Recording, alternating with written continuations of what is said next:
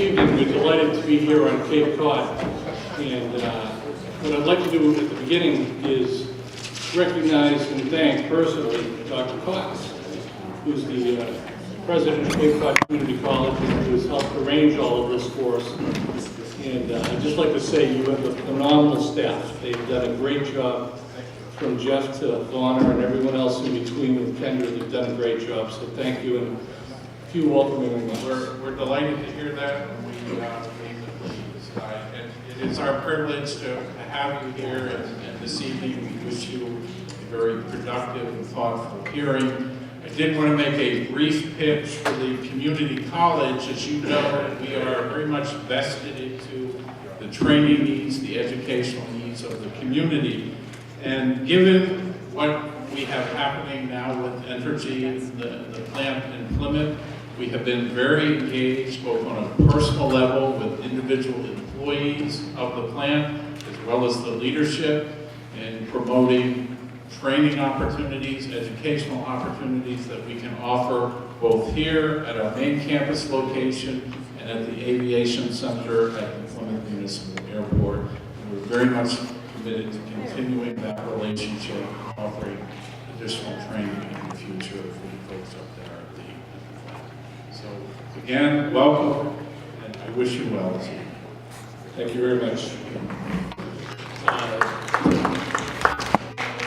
To open up the meeting, I'd like just to do a quick roll call of the members so that we can make sure that Alan gets the right attendees. If we can start with Senator Wolf. Here. I was thinking, well, you might want to mention your name. I know you're not running for anything. You call me Senator Wolf, yeah. Dan Wolf from Harwich. Thank you. Good evening, everyone. Government Affairs Manager for Entergy's, standing in for Mike Toomey. Walt Smith with the Utility Workers Union of America, representing the men and women who work at Pilgrim Station. Jack Priest, I'm representing the Department of Public Health. John Orenberger, Decommissioning Director at Pilgrim Station, Entergy.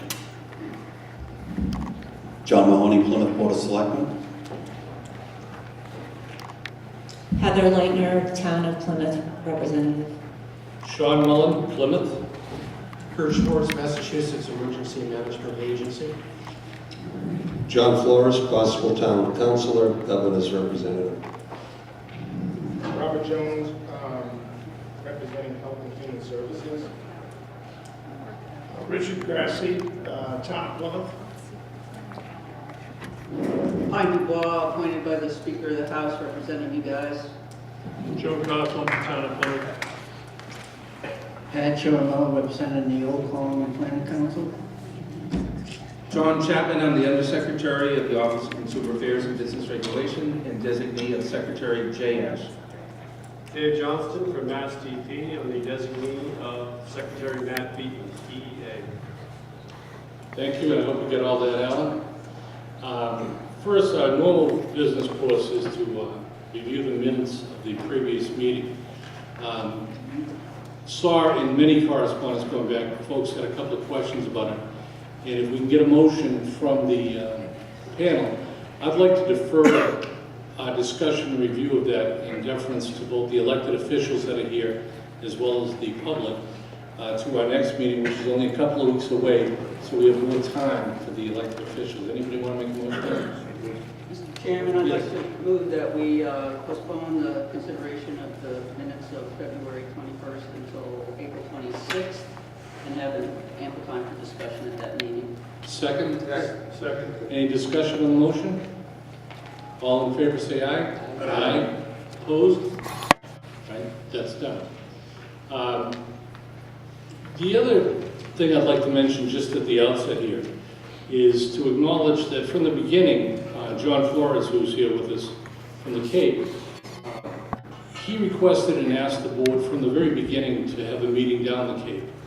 And although it's difficult, we've got a lot of members that traveled from Boston after work to get here. I think it was significant that John asked for this, and I just wanted to say, John, thank you. I think on behalf of all the folks on the Cape, as well as the region, that you, on behalf of all the folks down here, were very good about it. And I just want to say thank you for getting us to do it. Thank you, Mr. Chair, and I thank all my fellow committee members for making the trek. I requested this back a number of months ago. I did not know that the bridges would be scheduled for repairs, so I bear with you the pain and anguish that probably that might bring when you go over the bridge, depending on what time of the day it is. And that's both going east or west. I thought you planned it that way. Mr. Chairman, I'd like to make a motion that all of the meetings be held here on the campus. Can I second that? Any discussion? Yeah. Thank you. I'll take the chair's prerogative and ignore that motion. Although I may feel differently when we're driving back this evening, for those of you that don't. For those of you who are joining us for the first time this evening, I want to point out just a couple of little differences. This is a public hearing. I should say, this is not a public hearing. This is a public meeting. The folks you're looking at here are all volunteers, and it's on our time, and we're meeting to work. This is what this is all about. We have a mandate that I'll get to in a moment, but because it's a public meeting, not a hearing, it's not what you might have been used to, whether it's with the NRC or others. So what I'd like to ask you to do, for those of you who are new, is to just bear with us for a second and understand that the meetings are always conducted with respect and civility. We do not really like outbursts or anything else, regardless of what someone says. We're here to learn, to understand, and come up with advice and recommendations. As you may have also noticed, we run the meetings on time. The amount of time that'll be allocated, we do that consistently, and that's a courtesy to everybody involved. And we also do something a little different in terms of the allocation of public comment time. For some of the folks who attend each of the meetings, or a lot of them, they're used to this, but if we've got 10 or 15 folks from the public that would like to talk, we'll allocate the time that's available on the agenda based on dividing the number of people that want to talk by the available time. So if you do get up to talk, one of the things that we request respectfully is that your comments are germane. And to that end, what we're about, what this organization, this panel is about, is learning, education, and then providing our findings and recommendations to the governor and to the legislature. So tonight's purpose is really pretty clear. We've invited federal, state, and local officials to come and tell us their ideas, their thoughts on how they believe we should be approaching the issue of decommissioning Plymouth. We're not concerned, nor are we going to discuss tonight, the operations of Plymouth Nuclear Power Station. We're not going to talk about it. What we're going to talk about is the decommissioning of the facility. So with that, tonight represents the final phase of our first year's activities in terms of education and information gathering. We're doing a lot of activities in addition to the panel meetings. We have 2 panel meetings this month because of the change on the storm last month. But there are working groups going on as well, and we absolutely encourage and invite you to participate in some of those. We'll be making next month at our meeting, or it's actually this month's meeting, but it'll be on April 26th. We'll be for the first time really discussing what our opinions are on the findings that we've learned about so far, and then also we'll be discussing any recommendations that the panel may be making, and I assume we'll start to take some votes on that. We're going to submit our report in late June to the governor and to the legislature, and also at the meeting just for the panel. In previous discussions with Joe Lynch, I assume Joe contradict me if I'm wrong, but at the April 26th meeting, in addition to reviewing the minutes from this meeting, we will also be going over 2 other items. One is the results from the recent storms, and the second is, would Mike Toomey be able to do the presentation on the Vermont experience so far? I believe that's his intention. So that'll be on the agenda for those of you on the panel. That'll be on the agenda for that.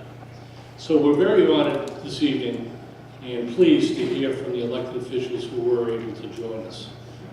And with that, I'm going to start with the senior ranking one that I see signed up here, Senator Vinnie DiMassino. Do you mind if we Sure. go as a delegation? You're the elected guys. And Senator Sear. and Representative Murray. I know what you were saying, I'm the oldest one here.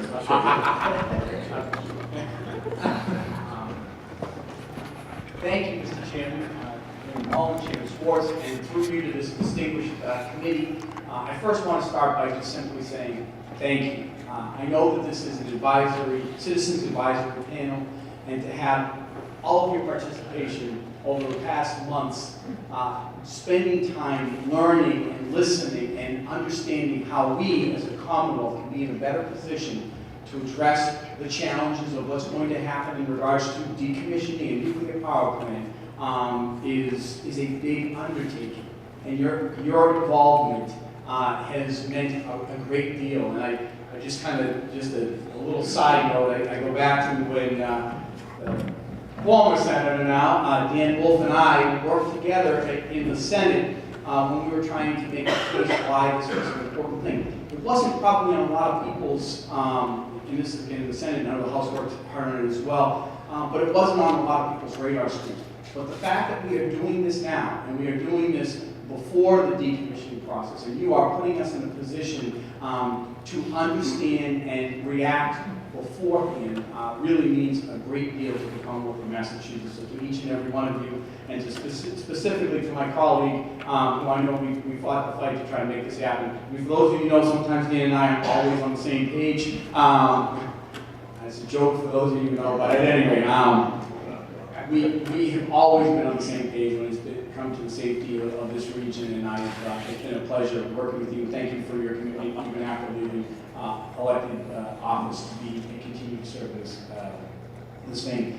This delegation, so as you know, we've been working together again in a bipartisan way, both House and Senate members working closely to try to make sure that for those of us who are affected, we work together and try to get information and input from each and every one of you as best we can time to time to understand what should we be doing as elected officials and what are we gleaning from these meetings. As you know, each of us have had staff members here listening and trying to figure out what we've been doing. And from that extent, we're going to try to share with you what a letter that we've put forth. We're going to try to make the case on in regards to legislation, working with the administration in the future, so that again we as a Commonwealth can be in a better position. So to that extent, I just simply wanted to let you know, and my colleague Senator Muratori is going to be Senator Muratori. I'm already running myself out of office here. Next term. Yeah, next term. Wow, there you go. See that? Tough business. My colleague, Representative Muratori, is going to read the letter on behalf of the entire delegation. And again, all of us have worked closely together. As you know, the same thing with Senator Sear and I. We've been working closely, trying to work together. His office has been great, trying to help us work together to draft some legislation as well, to that extent that I think would be helpful. So simply, please forgive me, I probably went over my 3 minutes. Please forgive me, Chairman Mullen, but I do want to, again, sincerely thank you, and I'll look forward to what your recommendations are, and I promise you that this delegation will do everything we can in our power to try to move those recommendations along. So with that, thank you very much. Thank you to my colleague, Senator Lucido. I really want to echo the thanks for all the members of this panel for being here. Thank you, John and Dan, for hosting and making sure that we had a presence here on the Cape. We're entering a really critical time in the life of Pilgrim Nuclear Power Station. I see many constituents in the room here who spent many years who have been concerned about this plant. This is a plant as well that has been part of the community, particularly in Plymouth. But we're in this really interesting moment where all of our interests really are coming together. And that the swift, safe decommissioning and closure of this plant, those interests are aligned. Whether you are, an activist who's been concerned about this plant and working on this and holding it to be accountable for decades, or you're an employee who has worked at Pilgrim and maybe lives in my district, or lives in Vinny's district. I think there's a real opportunity. I'm thrilled to see this panel convene and really have ramped up your work in recent months. This was something that I was, back in the history piece, had a little bit behind the scenes. I was a very former colleague in the Department of Public Health, working with Senator Wolf, working with Vinnie, working with Sarah, Representative Sarah Peake, who can't be here tonight, but who was a real core person in getting this through. In taking some of the lessons learned that we've seen, where we've had success with decommissioning, and having this public accountability is really critical, particularly given that as a Commonwealth, we have very limited authority over decommissioning, over closure. And so, as Representative, soon to be Senator Moratori, will convey to you soon, as a delegation, we've come up with a series of recommendations that we would like to encourage you folks to look at.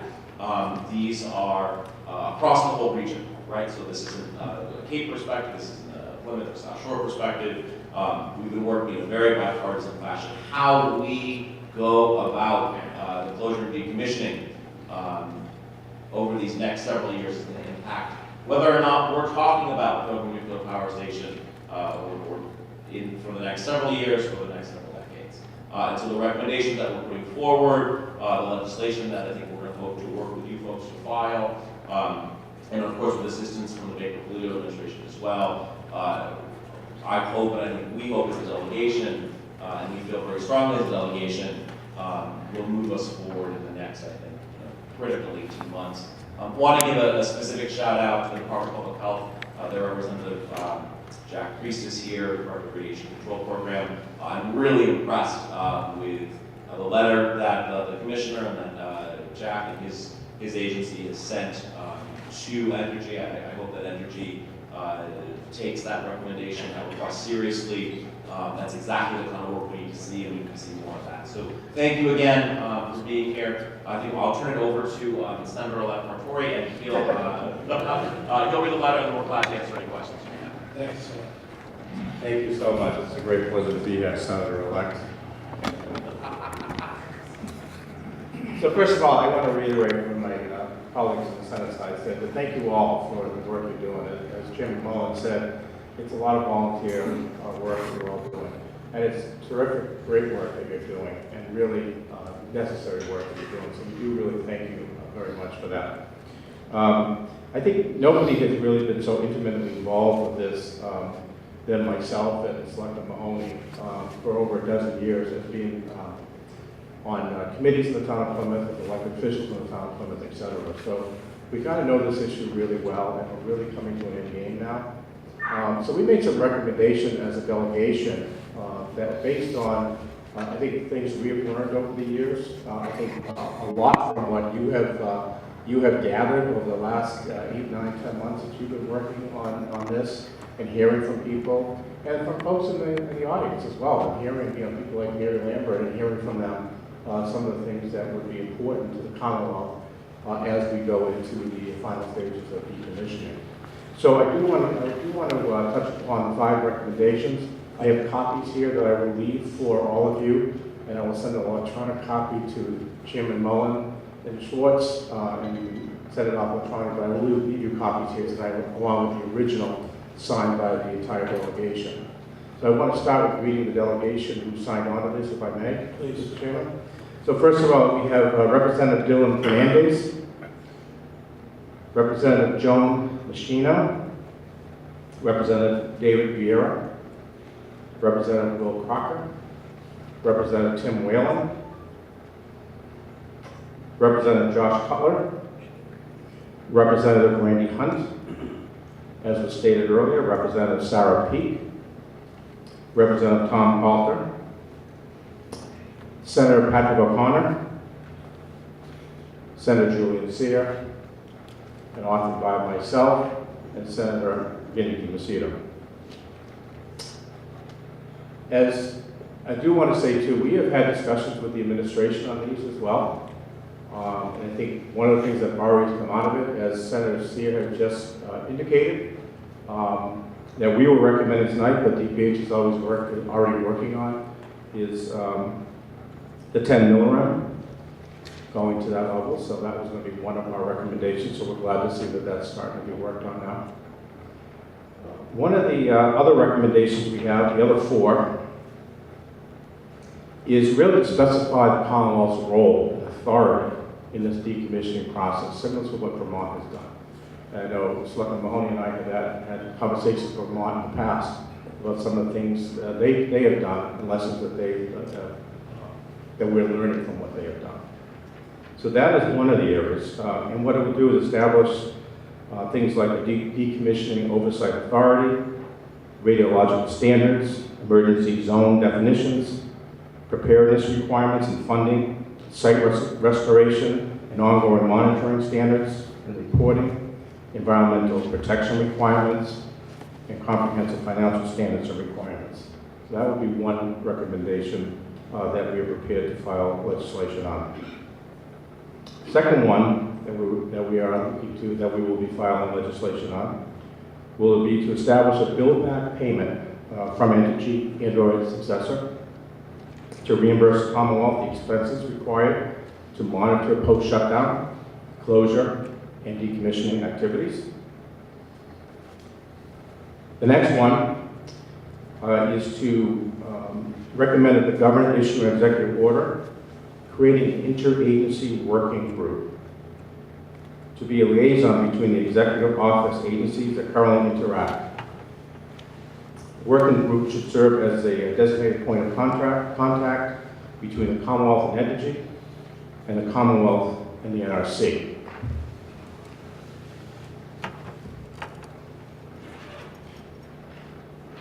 In addition, the interagency working group designate and assign a member to act as a liaison. The interagency working group should be authorized to negotiate on behalf of the Commonwealth with Entergy and the NRC to achieve any and all recommendations outlined previously. And finally, in order to continue to protect the safety and interests of the Commonwealth and its residents, the interagency working group should receive funding for its operations. Technical and administrative support and management of the decommissioning process. So we are prepared in the FY19 budget to add an on-site section for funding for this.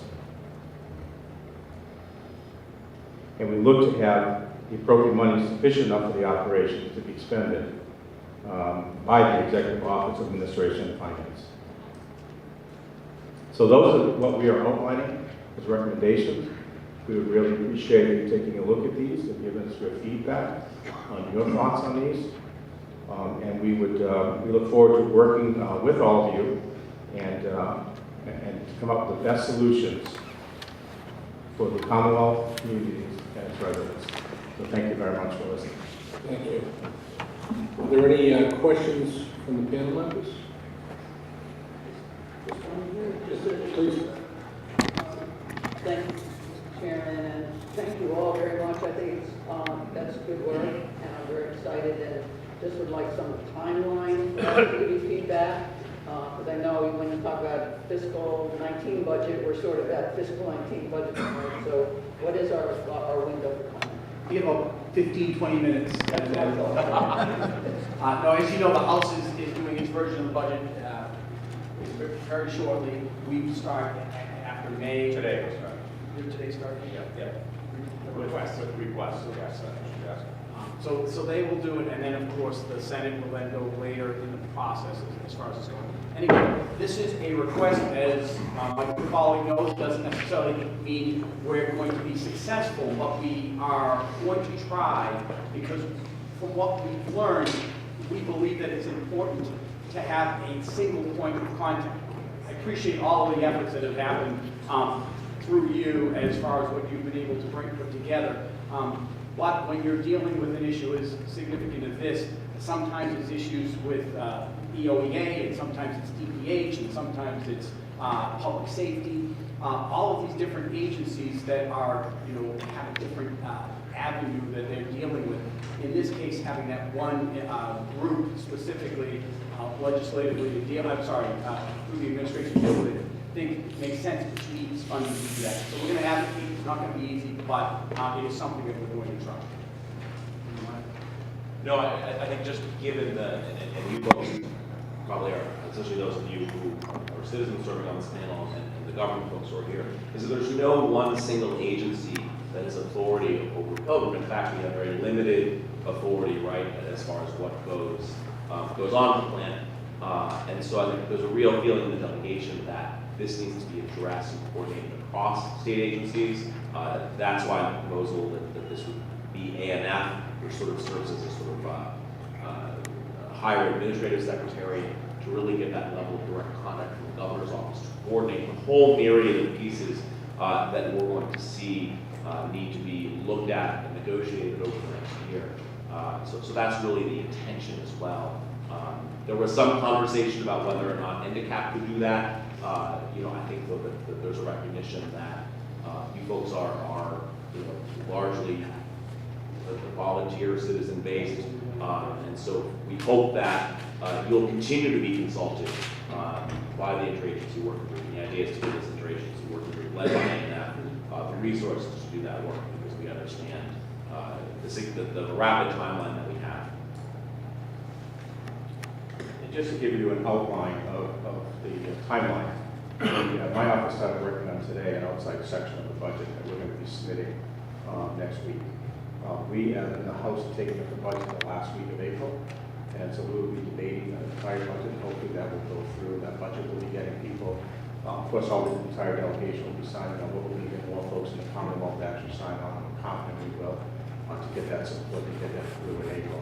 And then at the end of May, then the House will be taking up their budget, and of course, it'll be on the governor's desk on July 1st. So we'll keep you abreast of how that's going along the way.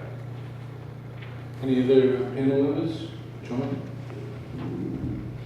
Just a comment. First, I applaud the delegation for obviously taking the lead and making sure that from an interagency perspective that we have all of the various groups collectively working together towards what we hope will be a very sound, solid shutdown eventually of Pilgrim Nuclear. I think what's critical as the delegation moves forward, and ANF seems to be the point agency that's going to be overseeing this, is to be sure that from an interagency agreement that there is really true collaboration and cooperation, because this is decommissioning a plant is such a critical issue, not only from the employee's perspective, from the citizen's perspective, but just from a health and welfare perspective. So that's a paramount. And also, I'm just curious, from a budgetary perspective, we're all fighting for dollars for different reasons, for different issues. Once again, I applaud you going to an outside budget item. Have you put together an amount? Have the agencies actually communicated with each other in terms of coming up with a potential number, so that we as a panel also might be able to advocate? Because a lot of the things that you've mentioned tonight are things that we are subjects that we're discussing ourselves on an ongoing basis. When we brought this one up to the administration, there really wasn't a recommendation of an amount. But I think in what we've been hearing from you folks and talking to other folks, that we're thinking probably about $500,000, maybe a comfortable number to probably put into the outside section. That's what we're actually taking out. Any other questions? Senator?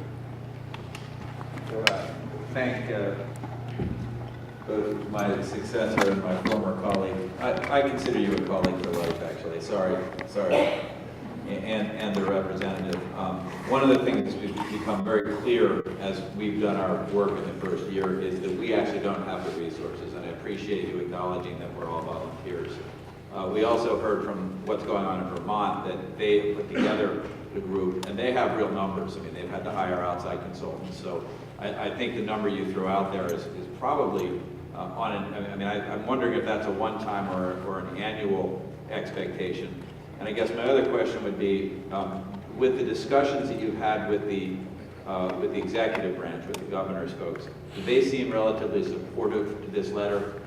They haven't signed it, but I guess the question would be, if this makes it through the House and Senate and through conference, do you have any expectations or thoughts relative to the administration? Not specifically, other than we brought to their attention our concerns as a delegation, universally, of the entire delegation. So this is a process. I think The DPH thing is certainly encouraging. It was one of the things that we had mentioned that we've heard has been a concern. So we're going to work closely to try to make that case. And of course, it's not just the administration. It's, of course, as you know, when we created this in the Senate side, one of the things we tried to do was get funding. We were successful in creating this, but not getting the funding. So forgive us. I know Dan wanted to give you all $100 each, and I said no, I didn't do it. But it is, but that's the challenge that we're all going to face because budgets are tight and it's challenging. But this doesn't happen every single day in a budget side, for a Commonwealth to have this type of challenge for us.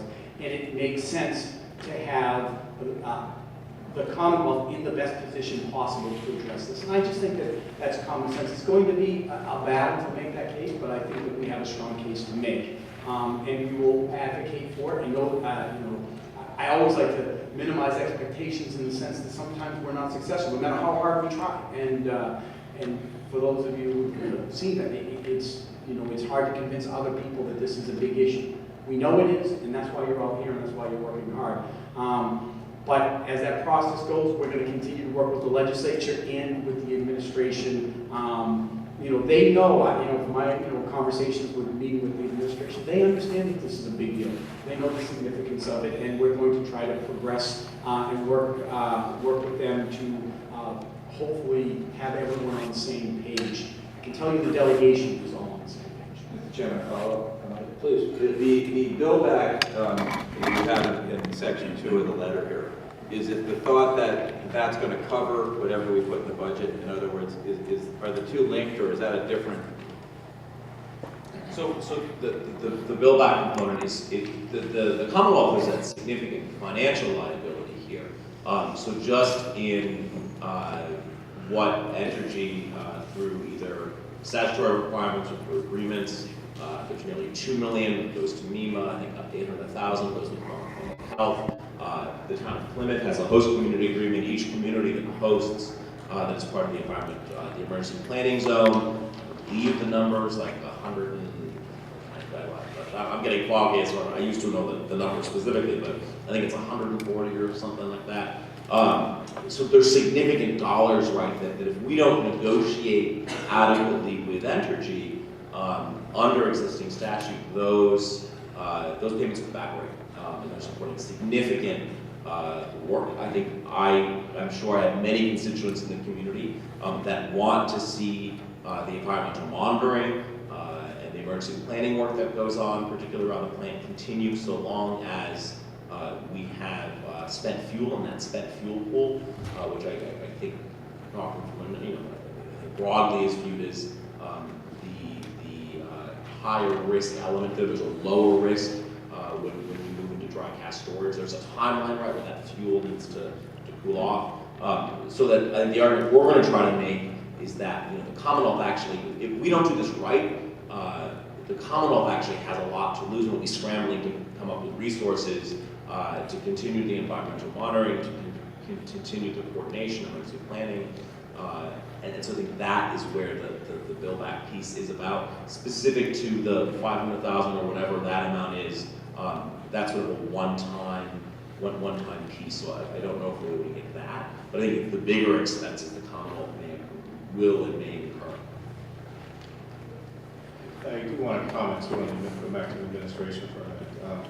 As all of us who actually live in Plymouth have been breathing this for a number of years, Rich Grassi and Joe and John and myself. One thing I think we've all learned over the years, the dozen or so years we're all involved with this. Oh, and Benny, sorry. I'm thinking of town officials, you're not going to tell me. But one thing you've learned over the years is that the Commonwealth has always been, like this, no matter what the administration is, because the answer is always the NRC oversees it, and which is true. But now this is the time, really the one and only time, that the Commonwealth has an opportunity to step up with the decommissioning happening, and really have some of these pieces of legislation put in place to help with the safety of the Commonwealth and the residents and funding and all that. So I think my point is that it's never been an easy thing for any administration to understand. because it's usually a federal thing. But I think if we haven't learned anything from Vermont, these are the things that we should really take up and actually go with. Chairman Schwartz. Thank you. I just want to also provide an update, perhaps to the administration side of this. I think panel members may recall that at the end of, I believe, the January meeting, after we heard from officials in Vermont, I committed to engaging in a dialogue with the administration. And the following week, I met with the administration of the governor's office and representatives of the key secretariats. Are all represented on this panel. And we have continued a dialogue since then. At the same time that the delegation also has been engaged in the dialogue, and I often receive calls and emails as the delegation is talking to the administration. So I just want to assure people from the state agency perspective that, certainly my perception that the administration at the highest levels is very engaged. The 5 recommendations that I've heard today are mirror recommendations that I've had discussions with them about, from our side, the administration, I can say I don't speak for the administration. I don't ultimately know what the governor and his staff will do in response to anything that comes before them, as in terms of this letter or out of the legislature. But I can certainly assure everybody that they are very much engaged, understand the issues, and I think understand the opportunity that exists right now, and that opportunity will evaporate over time if we don't act. So. Jim, short, just so, and I hope that you didn't think that I didn't think that was the case, because they have been phenomenal. Our relationship with the governor's office and through all of the agencies has been wonderful, and we've been talking. I just, as a legislative individual, I certainly don't want to speak on behalf of the governor's office, so they are very well aware and have had those conversations. We appreciate it. But I would like to say they're going to commit to exactly everything we said, but I don't want to speak for them. So I just want to make that clear that if you thought that somehow. No, I was not really speaking to you. I was speaking to the audience. I know to make sure they're aware that the engagement of the administration. So,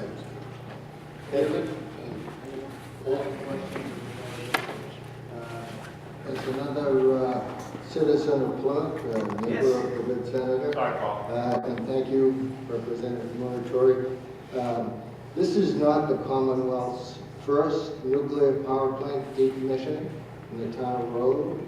Rowe is kind of looked at as a gold standard in the industry. And that was done with the good work of the Department of Public Health and the Department of Environmental Protection.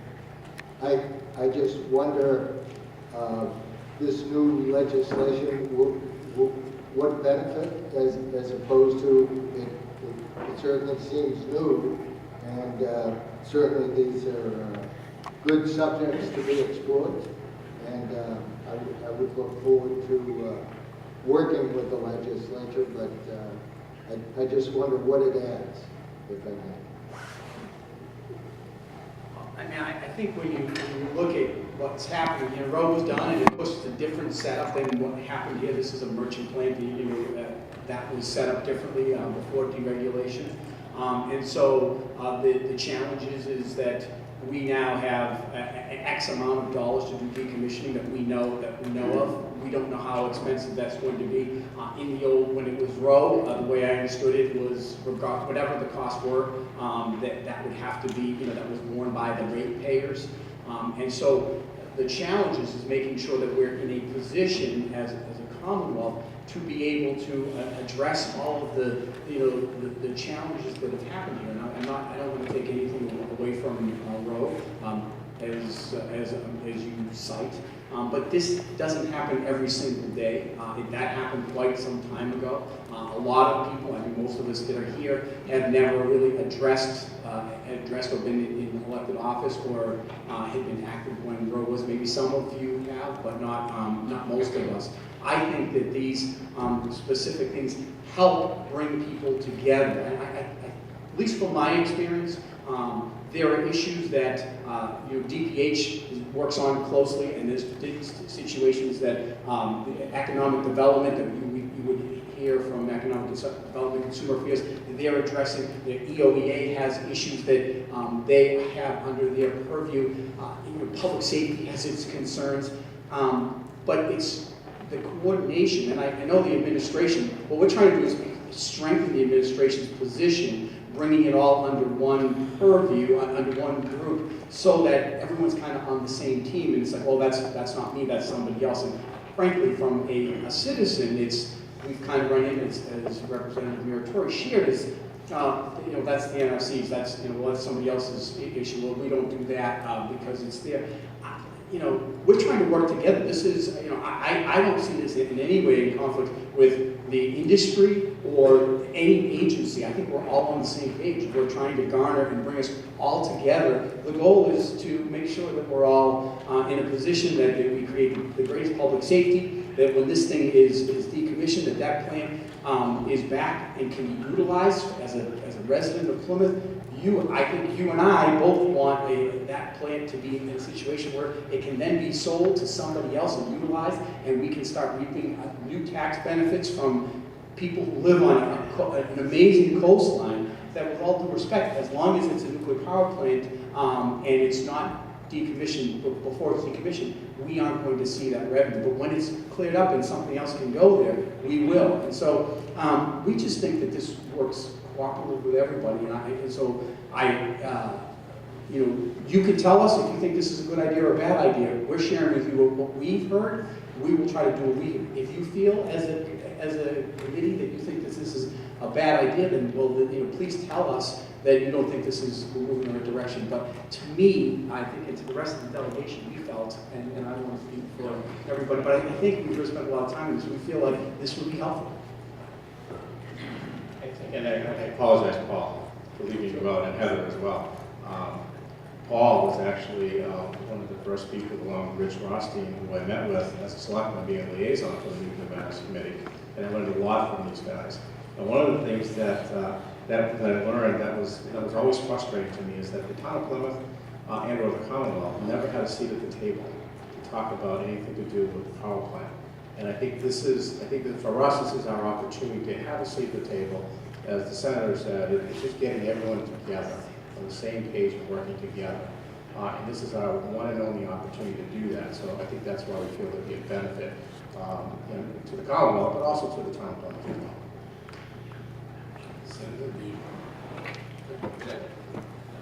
Any other comments? I think I would just echo that we're very much in unison. I think as a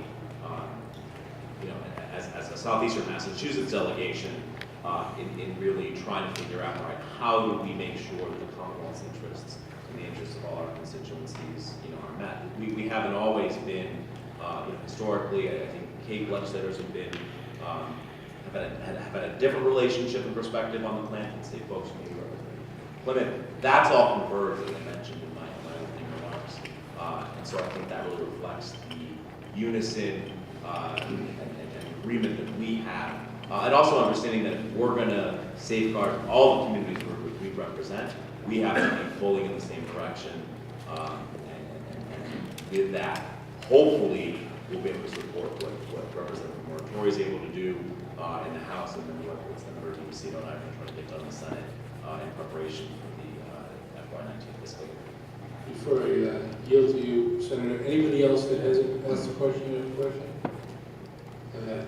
Thank you, Mr. Chairman. I want to really thank you guys. For those who haven't served in the legislature, it's not easy to get a bipartisan letter signed by everybody and have agreement. So I really applaud you for the hard work that it took to get there. I guess my question would be for the delegation and then for you, Mr. Chairman, or the chairs. How can we be the most helpful? Given that this is an outside section, there won't be a hearing on this. So I guess, should we decide, and that's going to be my follow-up question, are we going to vote to endorse, not endorse? How are we going to handle this? But we would love to hear from you as to how we can be successful in supporting this if we decide to do that. So, House budget is upon us. Representative Muratori will file an amendment by the end of the week. I think first and foremost, we want to make sure that every single Southeastern Massachusetts legislator is on that. I think a statement of support from this panel potentially to the Chair of Ways and Means and others could also be compelling and can be effective. So using the platform that you folks have to advance that. And then I think a similar process that we'll have in the Senate. We do have a little more time, just given the time that we have in the Senate, to really work out this language. If you look at the recommendations, yes, there's an appropriation, but there's also pieces around potentially strengthening the Commonwealth's authority. Senator Howe, actually someone that was trained in your office and is working now with me and the representative and the senator to figure that out. But I think that first and foremost, I think we're in the midst of that budget.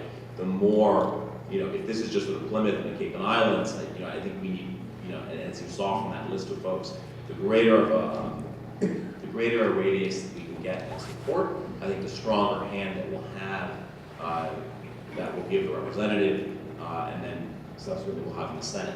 I think I worry a little bit that we get it into one chamber and not the other, then it becomes a point of disagreement in the conference committee. Then it becomes sort of a conversation of, all right, fine, Southeastern Massachusetts, wants this, what are you going to kind of give up? We've got a little lazy in our hand because traditionally Senator DiMacedo is the ranking member on the conference committee for the budget. But that, I think from a strategic perspective, getting both of these amendments into both versions will put us in the strongest position going into conference, and will give the administration, I hope, the strongest hand. Thank you. Let me try to answer part of the question, Senator. One of the reasons that I pressed so hard to get the April 26th meeting is that we will be voting on this. I can guarantee this will come up within the next couple of weeks. Really appreciate it. But I think we have to lay the foundation here because there's a lot of other votes in the House and Senate outside of Southeastern Mass.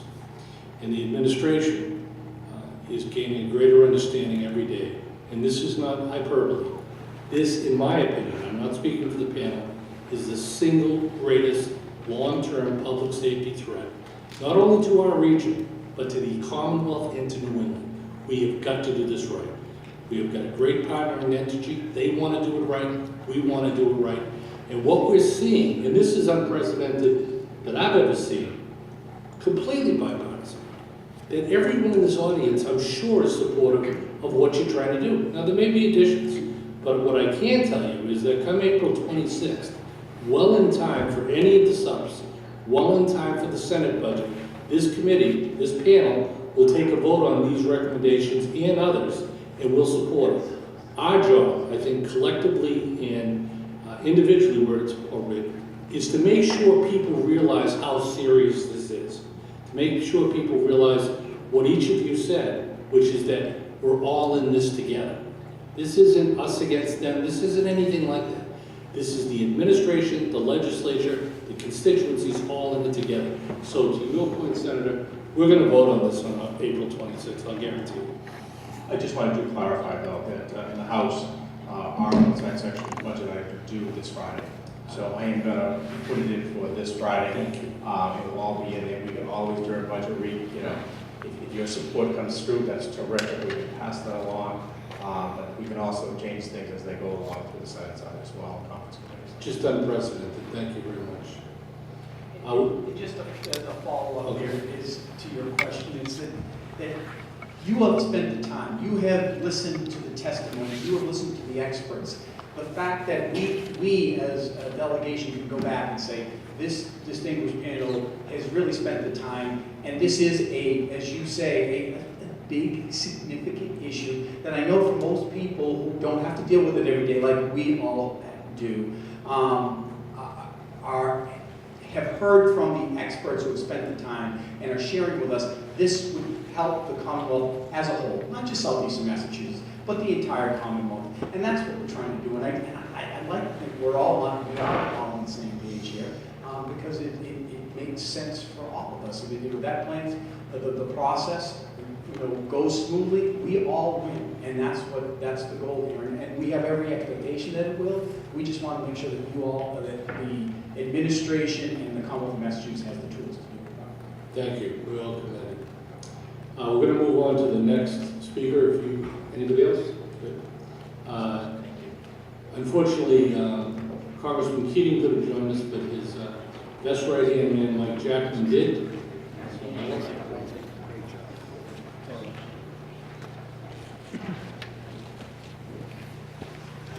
Thank you, Mr. Chairman.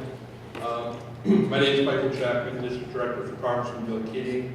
Congress is in session tonight. I was in session, so the Congressman is in D.C.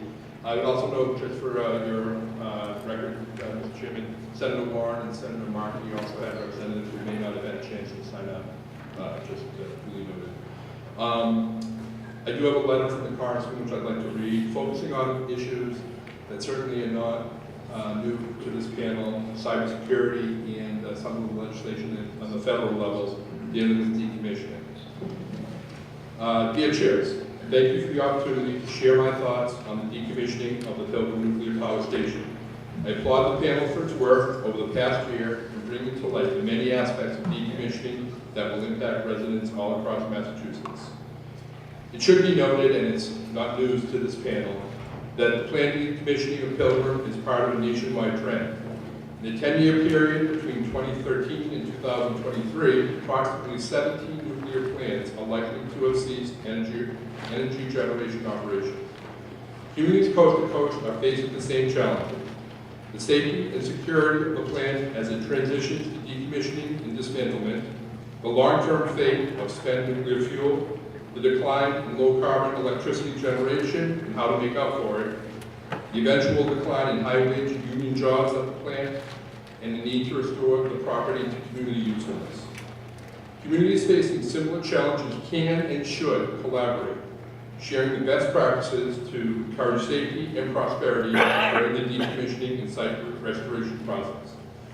The economic pressures causing plants to close are clear, but local communities should not be left alone to face the economic and health risks posed by decommissioning and dismantlement. The model that this panel has set and its mission can be replicated across the nation as additional states and communities face these same challenges. As a member of the Homeland Security Committee, I am very engaged on cyber defense policy to ensure our country, our critical infrastructure, and our nuclear plants are safe from cyber attacks. Entergy must remain vigilant to ensure that the Pilgrim Station is protected from cyber intrusion of any kind. Given the NRC's decision last December to waive the requirement that Entergy complete all 8 cybersecurity milestones at Pilgrim prior to the announced closure date of the plant, and given the fact that the cybersecurity standards were set by NRC in 2009, 9 years during which the nature and frequency of cyber attacks on American infrastructure have only worsened, it is incumbent upon the NRC to work with federal intelligence agencies to share information and develop more rigorous cybersecurity protocols that reflect the latest technological advances in cyber protection. Even when Pilgrim enters the decommissioning phase, the site will still be home to vital security systems, spent fuel, and dry gas. We know spent fuel remains an area of concern, and local communities must continue to be protected as long as the spent fuel remains on site. That is why Entergy and the NRC must work in collaboration with other expert partners at the Department of Energy, the Department of Homeland Security, and the relevant agencies to ensure Pilgrim's physical security and cybersecurity systems operate at the highest possible standards. Robust cybersecurity standards crafted to reflect the best available information on current and future threats and minimize those risks should not be compromised. Uniform standards are set for a reason, and that uniformity should not be undermined. On the House Homeland Security Committee, Republicans and Democrats work together to improve our country's cybersecurity capabilities. Last month, I voted for, and the House passed, H.R. 5074, the Department of Homeland Security Cyber Incident Response Teams Act. This bipartisan bill would require DHS's National Cybersecurity and Communications Integration Center to maintain cyber hunt and incident response teams to provide assistance in a variety of areas. For example, these cyber response teams would assist asset owners and operators in restoring services following a cyber incident, identify cybersecurity risk and unauthorized cyber activity, and provide mitigation strategies to prevent, deter, and protect against cybersecurity risks. The recently passed omnibus funding bill, signed into law by the President, provides financial support for important energy security and safety programs, including $100 million for cybersecurity to protect our electric grid and energy infrastructure. Given the recent efforts by Russian hackers to penetrate the American electric grid, it is vitally important that we dedicate increased resources to step up our vigilance against these malicious attacks. In the area of decommissioning, earlier this year I also reintroduced the Nuclear Plant Decommissioning Act along with Senator Sanders and Congressman Welch of Vermont. The bill would ensure states and local communities have meaningful roles in the development and approval of reactor shutdown plans and post-shutdown license transfers. It is the people who live or work in the community hosting a nuclear power plant who truly understand the effects of decommissioning. This legislation makes sure that they have a voice. Any potential sale of the Pilgrim, even after it shuts down, would be a matter of significant and legitimate concern in Plymouth and all throughout the region. Those concerns deserve to be treated respectfully. State officials and municipal leaders should be consulted before any such sale proceeds. The need to keep the community informed and involved does not end when a plant ceases generating electricity. Stakeholder engagement should continue throughout the decommissioning process.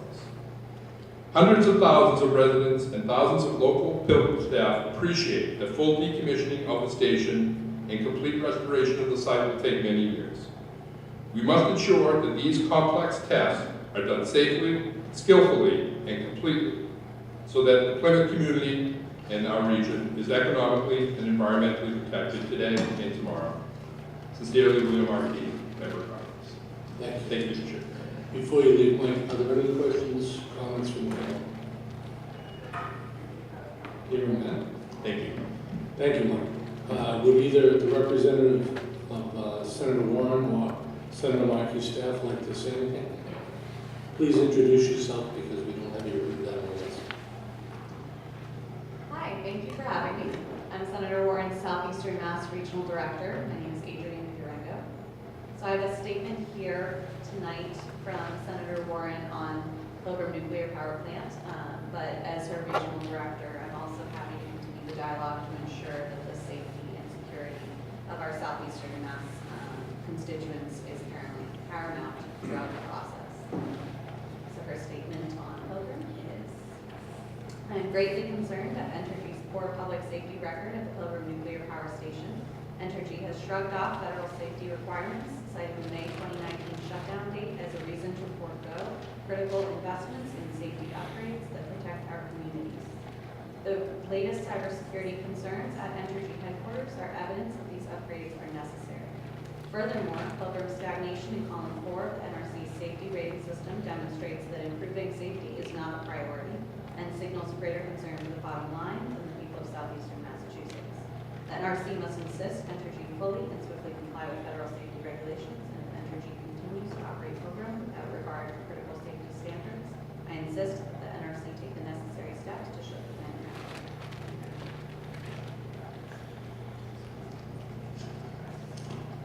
Hi there. My name is Rory Clark. I am Senator Markey's Regional Director for the 4th and 9th Congressional Districts. I have a statement share on behalf of Senator Markey. Thank you for the opportunity to offer testimony on the issue of decommissioning of the Pilgrim Nuclear Power Station. At thank the panel for your research and attention to this matter.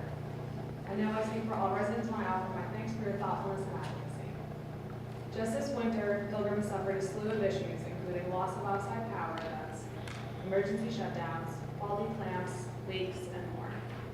And now, as Pilgrim is being shut down for safety issues over the last month, we see another frightening harbinger of things to come as the Sagamore Bridge is dropped down to a single lane in either direction. My staff spent much of their day today working on finding a solution to the crippling traffic issues stemming from this bridge maintenance project, which has trapped many Cape Codders in their cars for hours. It would look like in the event of an evacuation. From the local to the federal level, Massachusetts has tried to work with Entergy and the NRC to ensure the safe operation of Pilgrim and its prompt and safe shutdown. My colleagues and I have called for Entergy to provide staff with the training and tools necessary to keep Pilgrim safe and secure up to and after its shutdown. We know that action is being taken in an attempt to improve safety conditions, but we have watched in dismay as Pilgrim experiences issue after issue. For so many of our constituents, it feels like too little too late. Tonight we turn our focus to the shutdown process for Pilgrim and the vital tasks of ensuring safety and security of decommissioning reactors and the storage of spent nuclear fuel at Pilgrim. Entergy must provide the absolute full funding necessary to safely decommission Pilgrim, and the NRC must do their duty and emphatically monitor the process to ensure absolutely no complications or hazards arise in this process or in the decades to come. This region will be saddled with spent nuclear waste for generations, and Entergy and the NRC owe it to the people of Massachusetts to do this right the first time. There are no second chances here. Together with my colleagues in the Senate, I have introduced legislation aimed at improving the safety and security of decommissioning and storage of spent fuels. I believe that every nuclear reactor operator must be compelled to comply with an NRC-approved plan that would require the safe removal of spent nuclear fuel from the spent fuel pools and place that spent fuel into dry cask storage within 7 years of the time the plan is submitted to the NRC. That is why I introduced the Dry Cask Storage Act in 2017 that would ensure just that, and furthermore would provide funding to help reactor licensees implement the plans and would expand the emergency planning zone for non-compliant reactor operators to 50 miles. I also believe that it is of the utmost importance that those in local communities who know these plans and who depend on most on their safe and secure shutdown and storage are included in the crafting of decommissioning plans. That's why I was an original co-sponsor of the Nuclear Plant Decommissioning Act of 2018, which would ensure that states and local communities have a meaningful role in crafting and preparation of decommissioning plans for retired nuclear plants located in their areas. This bill also requires the NRC to publicly and transparently approve or reject every proposed decommissioning plan, which it currently is not required to do so. Furthermore, we must say loud and clear that the NRC must not grant any waivers or exemptions to Entergy during the decommissioning process or throughout the decades of spent fuel storage. I was proud to co-sponsor the Safe and Secure Decommissioning Act of 2018, which would prohibit the Nuclear Regulatory Commission from issuing waivers or granting exemptions from complying with safety and emergency preparedness regulations put forth in the Atomic Energy Act of 1954 until nuclear fuel has been transferred to spent nuclear fuel dry casks. Overcrowded spent nuclear fuel pools like the one at Pilgrim Nuclear Power Station in Massachusetts are a disaster waiting to happen. Pilgrim spent fuel pools contains nearly 4 times more radioactive waste than it was originally designed to hold. We need the NRC to post the danger sign outside these fuel pools and ensure that dangerous nuclear waste is moved to safer storage before a nuclear disaster occurs. I thank the panel again for your work and urge you to recommend that Entergy and the NRC to be held to the very highest of safety standards throughout Pilgrim's decommissioning and the many decades to come. The safety of our residents is at stake every day, and it depends on a safe and secure decommissioning process with absolutely no room for error. Thank you. Any questions? Joe? I just ask as an administrative matter, do you have written copies that you can leave with us, or can you email? And I'll try to copy to me so that we can share with the panel and post on our website. Yes, we can follow up on that. Joseph? Thank you. Chris Stolman, first. Sean, coming too easy. Yes. Mike Jackman, I was just wondering if you can come forward. So an extension, I've never met you two before, but an extension of this decommissioning process is, we're always focused on economic development. I don't know how that process works down in DC. In a perfect world, the community of Plymouth would unlock its harbor by dredging it. I know that Congressman Keating is working diligently on that. The town of Plymouth has set the bar high in the last couple of years. We've worked with the University of Massachusetts, our higher education system, and our harbor committee and the board of selectmen. And the single greatest thing we can do for our harbor is to dredge it.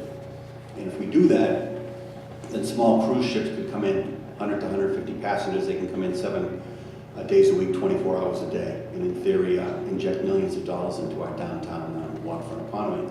But, so I don't know if I'm overstepping my bounds here, Mike, and I know that the congressman is all over this, but whenever I have an opportunity to see representatives of the two senators, U.S. senators, I can't reinforce this enough. So whatever support Mr. Keating needs, I hope that he's getting it. I know that Senator Markey, I think, was at Pilgrim Hall Museum last week for a couple of hours. I was unable to attend, but these are the things. I don't have much hope for significant earmarks from the current administration for infrastructure, but if we can get that harbor dredged, that would be phenomenal. So, Rory, on behalf of Senator Martin's office, as well as myself, actually just met with the assistant town manager about a week and a half ago now, regarding the dredging, and we are very supportive. Okay, all right. Thank you. And I would just say that Senator Markey, the meeting that you referred to, John, that was a major topic with dredging in the context of Plymouth 400, but it was definitely something that was. Okay, as long as everybody's on the same page and we're all working towards the same goal. Thanks, Mike. Thank you. Jack Priest, Department of Public Health. Could you, either of the congressman or the senator, give us what is the status of the Nuclear Plant Decommissioning Act legislation that they've sponsored? Yeah, we have to get back to you on that. Unless you know, where's that now? I'm not entirely sure. I'd have to get that information. I'll follow up with you, Mike, and Yep. distribute it to the board. Any other questions? Thank you all very much. Now we're going to move into the phase where the public that signed up can offer their comments. Again, we'd like to keep it germane so that it's about the decommission. And I'm going to start in reverse order for the signing up, just to give everybody a shot. Elaine Dickinson. Is Elaine Dickinson? All right. What about Mary Lambert?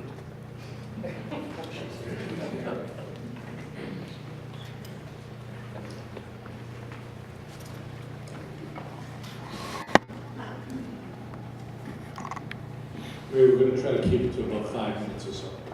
That'll be easy. I'm interested, as the panel and the legislators are, in protecting public health, safety, the environment, and our pocketbooks. Those are the key issues. I will speak to public safety because there are 2 bills currently in the state legislature's Joint Committee of Public Health that will either die or they'll be reported out favorably by May 9th. It is time for this committee to act to try to get these bills moving. We don't want to be in a situation of shutting the barn door after the horses have left. One is House Bill 1147 that deals with emergency planning.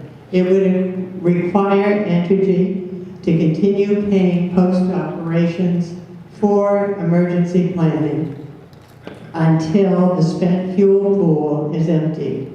Now, we heard the legislators say that this was important, so why not get a bill rolling? They can tinker with the legislation as it gets out of committee, but it's there. This would say, let's say it would take 5 years to get the fuel out of the pool. That would be about $10 million.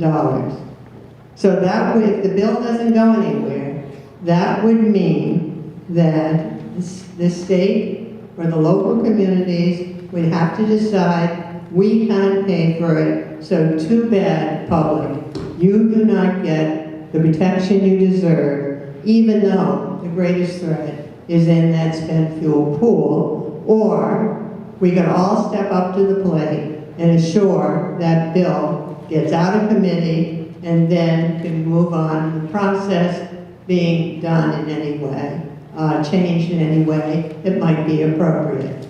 The second bill is House Bill 1133, which would require Entergy to up the amount of money that they give to the Department of Public Health, both during operations, post-operations, from what it is now to do the environmental monitoring, including air monitoring, collection of samples, which is going to be very important during the entire decommissioning process.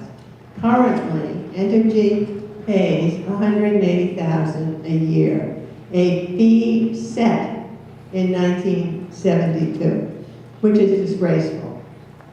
Clearly, this bill would ask to up it to $500,000 a year. Again, that could be raised as it gets out of committee or what have you.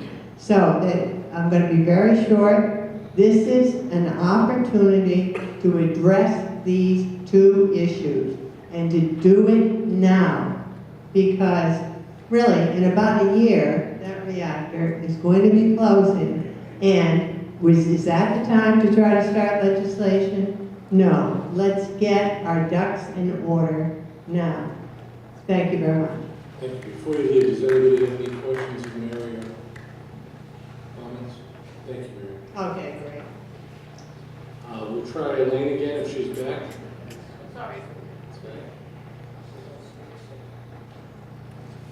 Ran up there to catch Senator Markey's spokesperson. Pull the mic down a little bit closer.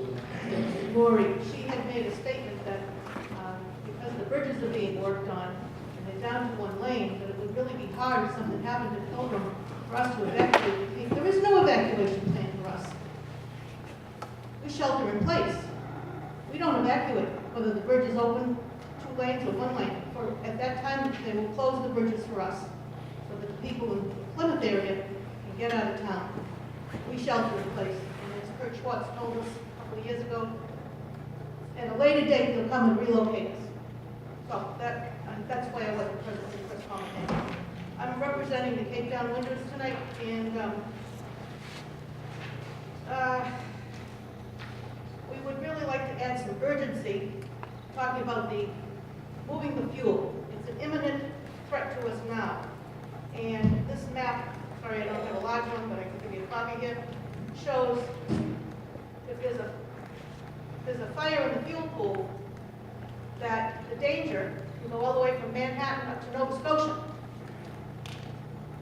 This is done by the University of Princeton University and the Union of Concerned Scientists.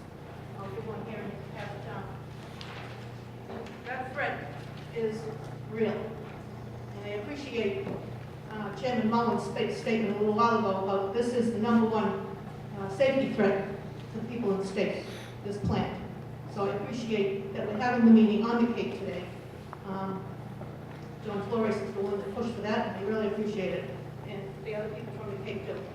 The other issue is that we need to call for the EPZ to expand, even when the plant shuts down, to include the Cape. Because as long as that spent fuel is there in casks, which are not the best casks, they're having degrading problems, but those Holtec casks in other sites, Vermont Yankee and also in San Onofre, they have problems. They're not the best casks. Entergy, as far as most of us are concerned, are all about the bottom line, not public safety. And that scares us. So, EPZ needs to be expanded to include the Cape in the area, not just out to the fencing around the plant. So we hope that you can push to that. That's an important issue for not just Cape, but for the people in the imminent area, but also the Cape, because we're like an island. We're collateral damage for their property. Thank you. Any questions or comments for Elaine? Okay. Hearing none. Jim Lambert.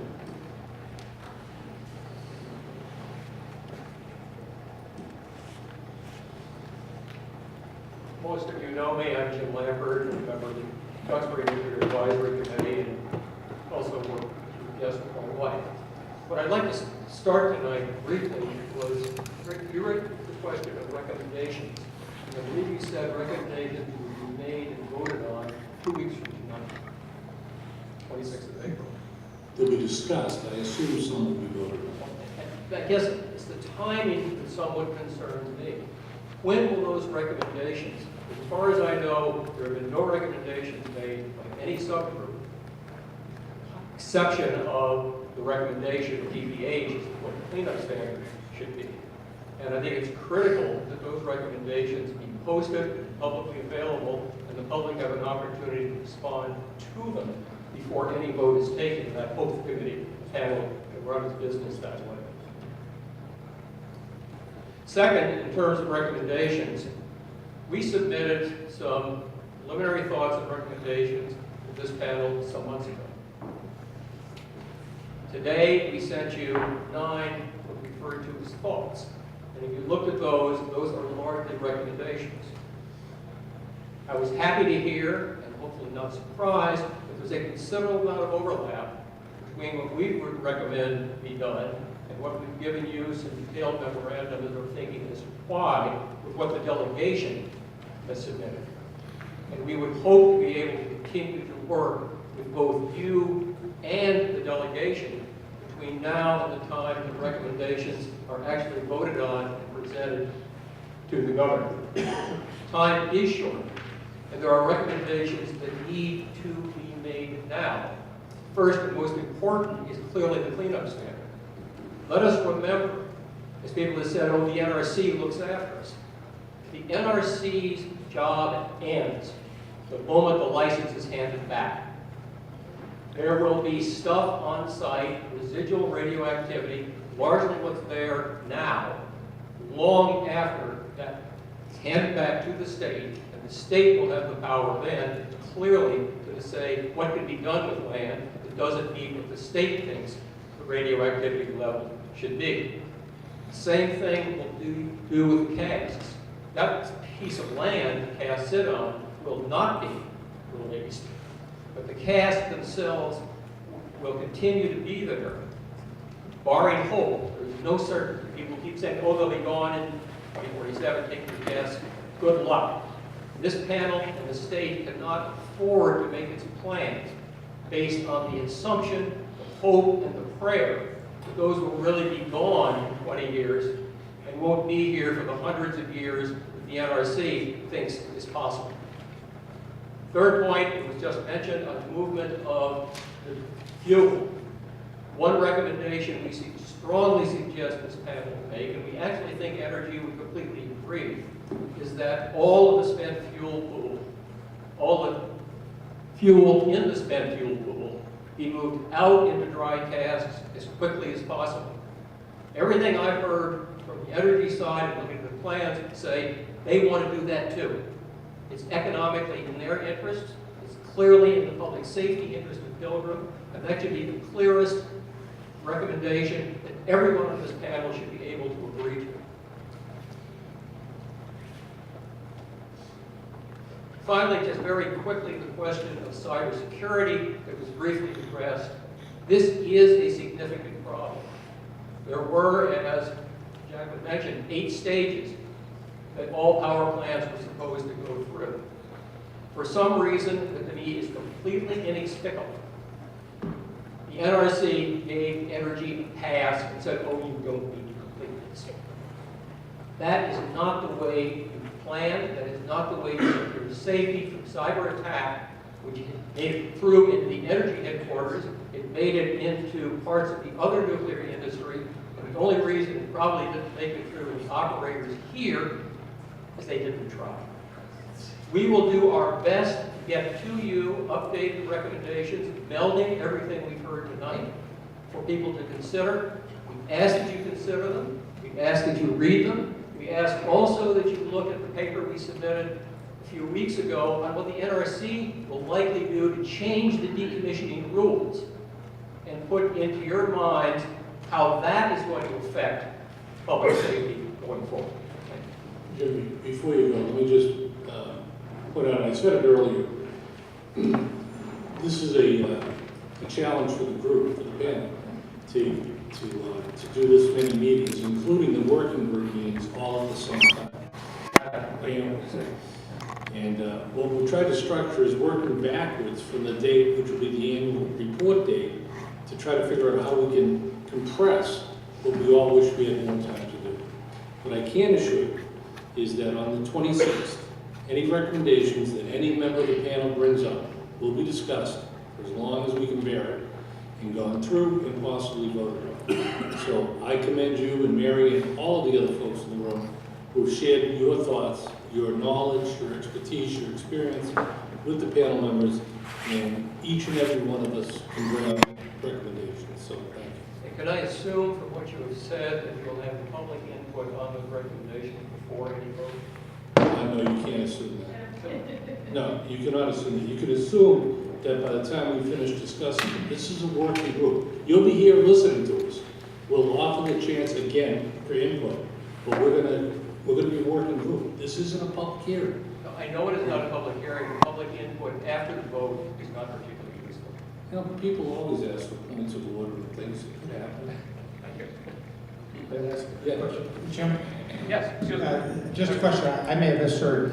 I thought I heard you say that today you sent us 9 recommendations, but I don't recall receiving an email today, but. Yeah, I didn't say that. Okay, so. It went out and leave it out, it will be resent. Okay, is it? Will clearly resent. I Yeah, I thought it went out, my wife thought it had gone out. It came out as kind of ideas for thought. We'll certainly get to you. Thanks that you didn't receive it so we can correct it.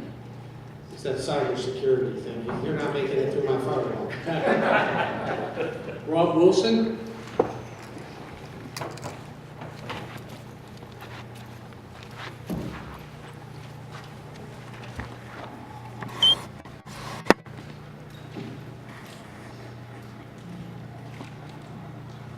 My name is Rob Wilson. Representing myself and probably the district person here. So I apologize for that, but I will also probably be the shortest person in terms of speaking time. My concern is, I think the problem, and everybody alluded to it, is the problem really is spent fuel and what to do with it and how to manage it post shutdown. I think everybody thinks of it as a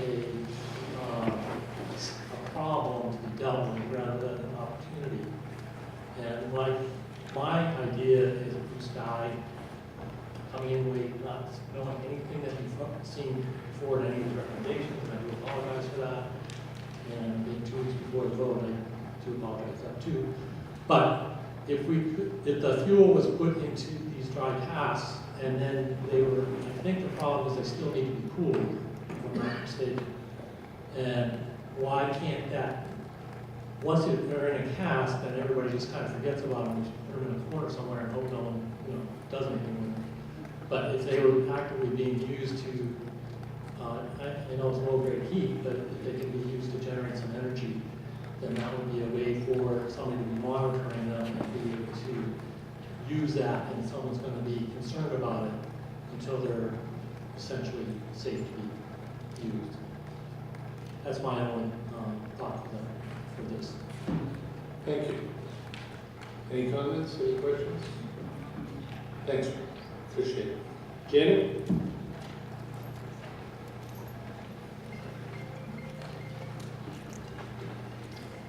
Hello, Janet Zarovitz.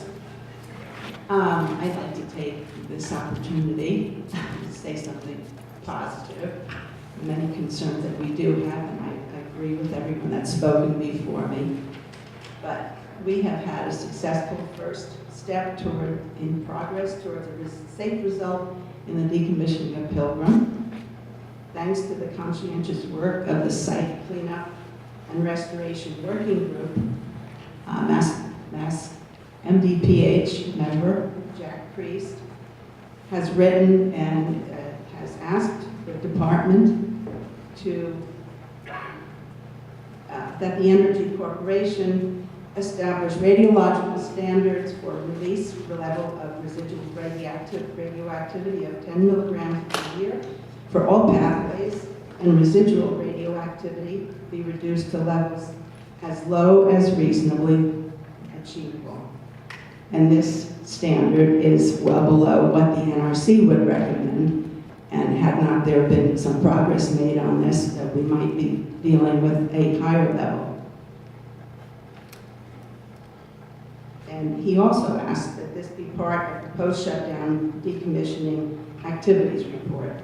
Having attended the meetings chaired by Pine Block, it was obvious that Mr. Priest had exercised due diligence and was supported by the public at those meetings.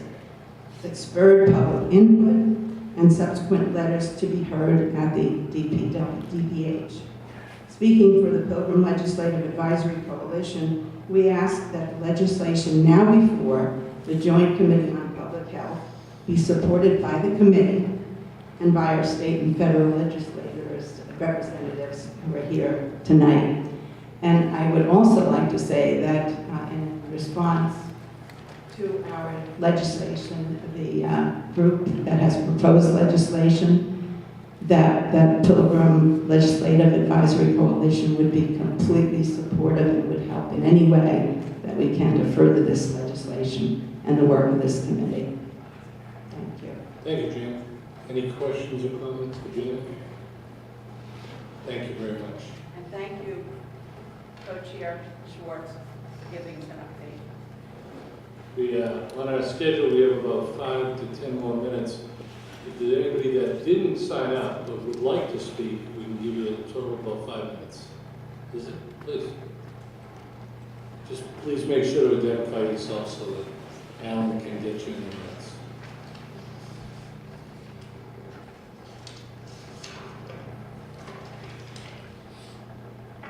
Thank you for giving me the chance to talk.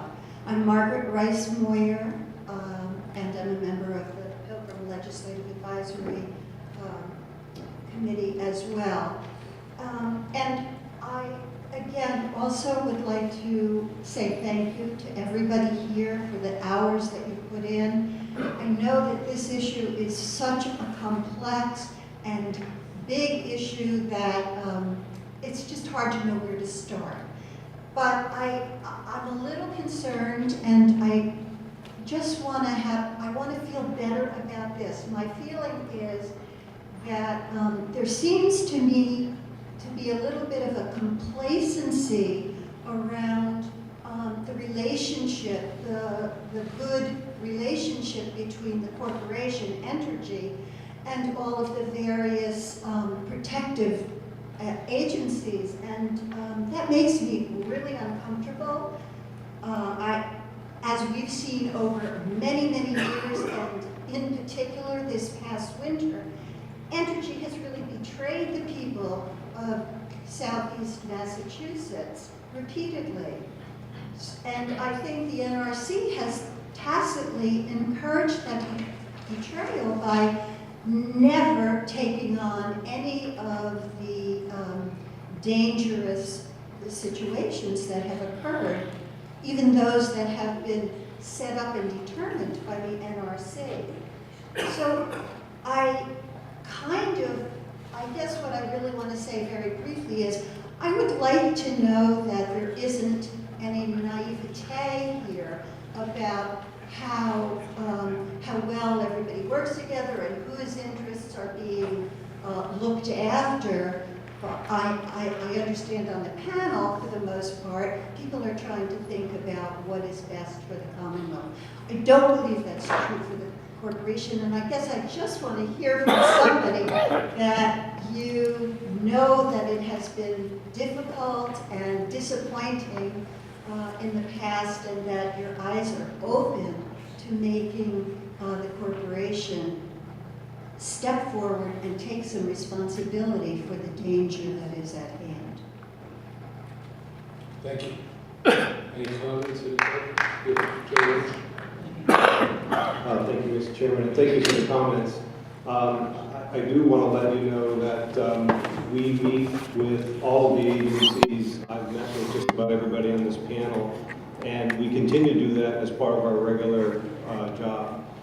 We certainly work closely with Mass Emergency Management, with the Massachusetts Department of Public Health, with the Massachusetts Environmental Protection Agency. So if you're not getting that information, I apologize, but in operating the plant safely, we have an obligation to work both with federal agencies as well as state agencies.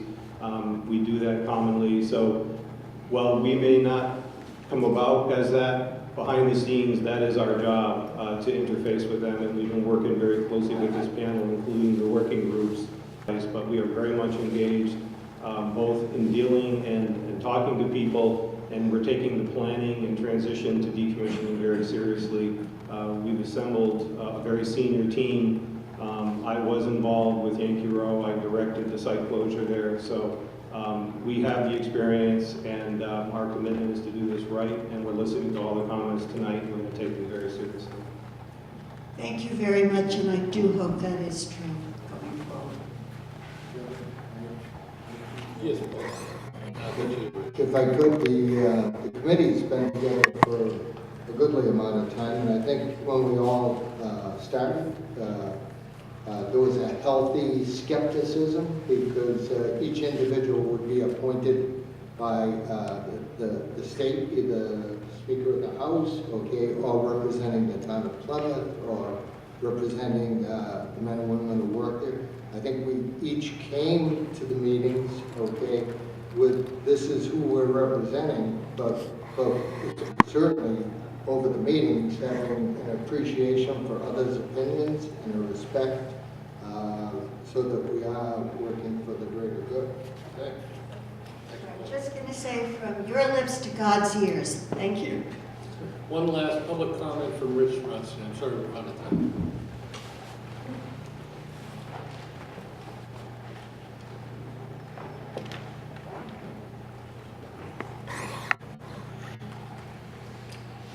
Again, Rich, if you don't mind identifying yourself for everyone. Richard Rothstein, resident in town of Plymouth. I listened with interest about our state delegation's intent to try to get our state legislature and up to the governor's office to approve the 5 actions that were enumerated. I think the intent is good, but I do have 2 concerns. The first is that I don't see anything in here explicitly stating that this panel could or should receive the necessary funding to fulfill your legislative obligations that were spelled out when the panel was formed. And I know from coming to the monthly meetings in the past, I've heard the concern about we need to be able to have the freedom and flexibility to hire experts to guide this panel, notwithstanding the limited time that you have to try to formulate these annual reports that you're going to have to do starting for this June, for the first submission. So that's one comment. The second comment is that about bill-back payments from Energy to reimburse the Commonwealth, and at least I'm not a lawyer or regulator, but my understanding, having worked in industry too, is that unless there's a legal regulatory requirement, at least at the federal level, that require this, I don't know if the state has any authority to do that, unless Energy wants to do this out of the goodwill of their heart.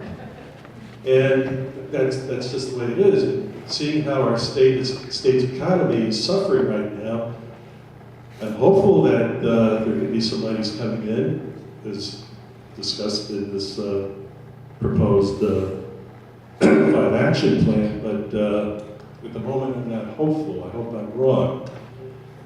It's certainly, I think in terms of our current Board of Selectmen, Mr. Mahoney and Matt Bertori, who was a former selectman, they've been very cooperative, I think, interfacing with Energy over the years, and certainly when I was on the Nuclear Matters Committee and also when I was chairing it, I saw that happening. I'm not convinced that some of the current leadership in town has had a good working relationship